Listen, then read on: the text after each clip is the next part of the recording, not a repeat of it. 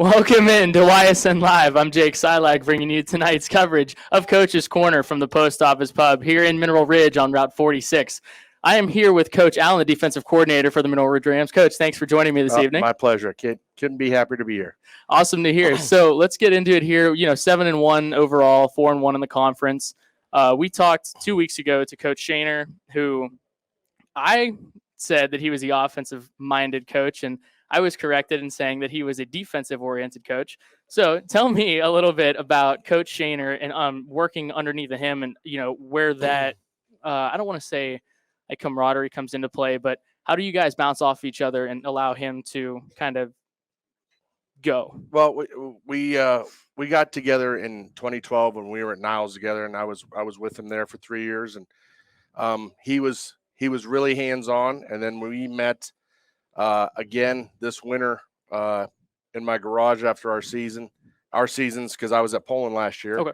And he said, I want to get you to come back over. I want you to come over with me to Mineral Ridge. And I said, as long as I get to run the whole ship, let me have the defense, and you can just put all your worry about that offense, get that thing going, get that thing high octane. Let's go. And he was down with it, and we've been doing great. We feed off of each other, because I see what he does offensively, and I'm trying to stop that. So I think if I could stop our offense, or at least slow it down, we'll have a good enough shot with anybody else on the schedule. Yeah, and your offense, like you just said, is one of the most high-powered offenses in the conference, if not probably behind Lowville, the matchup that we're here talking about today. Probably one of the best in the league. So, being able to stop that offense, let's talk about Lowville, because I want to kind of beat around the bush a little bit for it, but at the same time, it's what everybody really wants to know. It's what we're here for. So Vinny Ballone, obviously a quarterback for Lowville,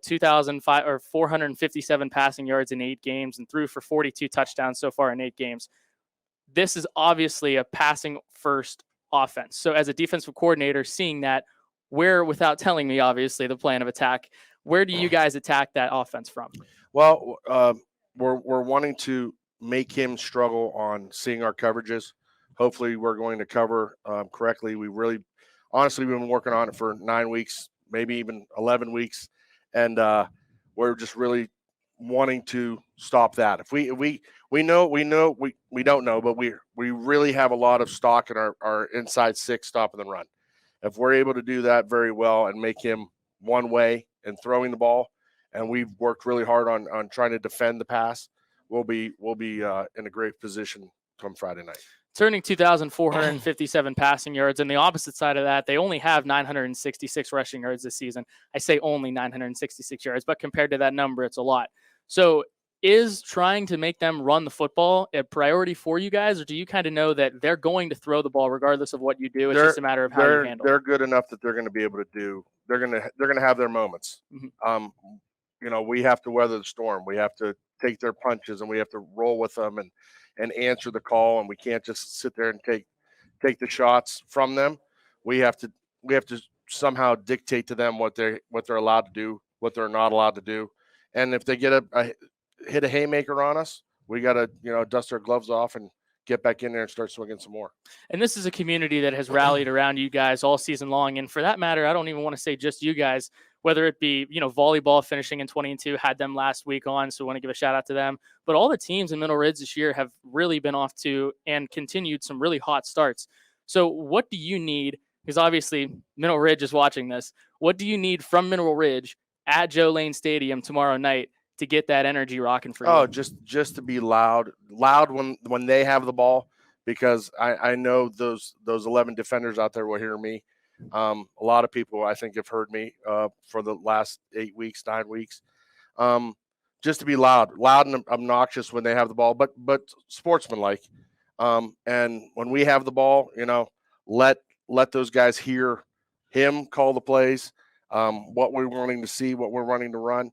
But I just want everybody, we have to be collectively together against that community, and hopefully our guys will be collectively better than theirs. This has been talked about for the last few weeks as one of, if not maybe one of the biggest games that Mineral Ridge will ever play.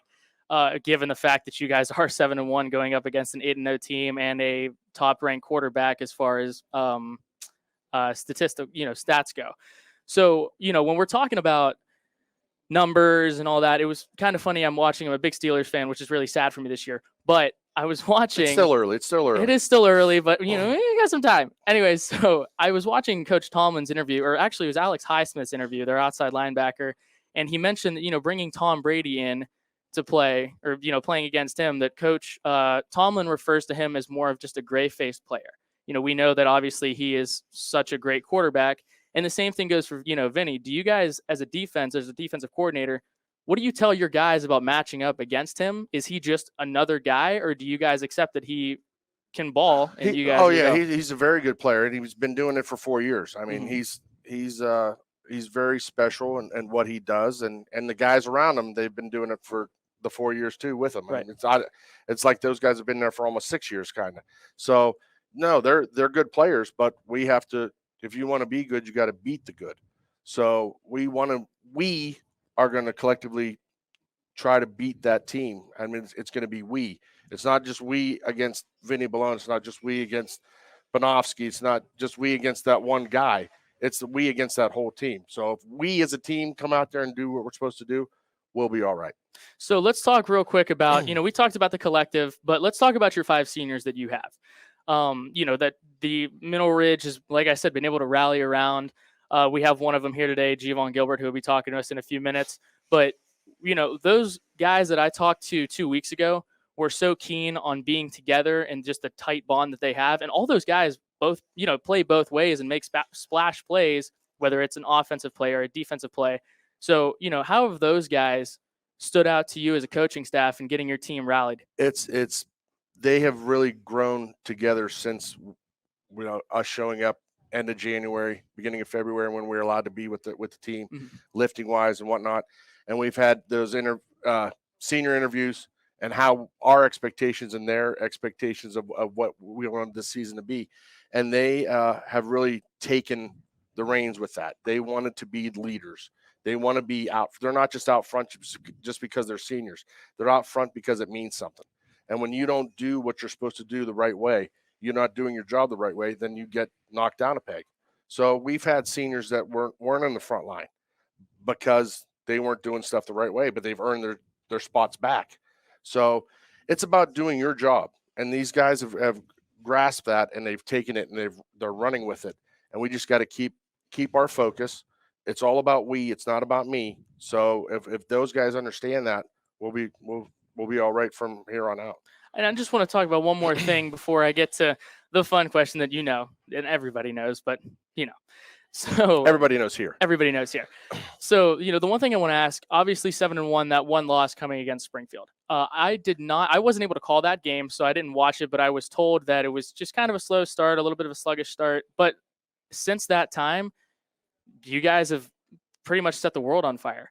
So with that being said, after a game like that, where that not everything was clicking, what turns and what do you still need to turn to get away from that, move on and move to the next play? Well, we don't go back to the drawing board because we've been doing this, for the 11, 12 weeks that we've been together as a team.